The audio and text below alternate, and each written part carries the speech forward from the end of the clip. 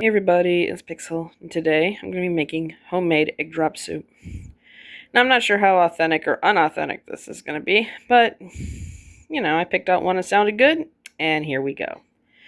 Going to need 6 cups of bone broth chicken broth, 4 eggs beaten, sesame oil for taste, about half a cup of green onions, 3 tablespoons of cornstarch with 2 tablespoons of water to make a slurry, about 3 tablespoons of chicken seasoning, a half a tablespoon of ginger, a tablespoon of garlic powder, and salt and pepper to taste. Well, shouldn't be that bad, so let's get going. You're going to want to bring your 6 cups of chicken broth to a steaming boil. Mine's just starting to get there, so I'm going to add in our green onions.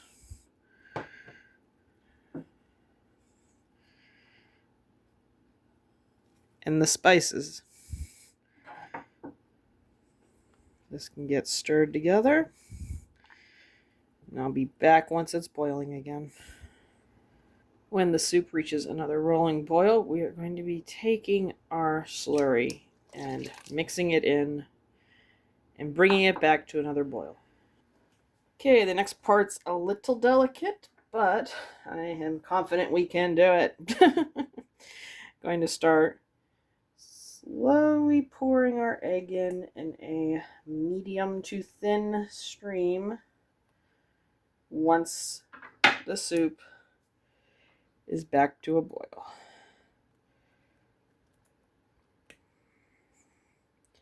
And as you can see, it'll start cooking the egg right away into those fluffy folds you always see in egg drop soup. And once I'm done with that, I'll give it a good little drizzle of our oil and let it come to room temperature.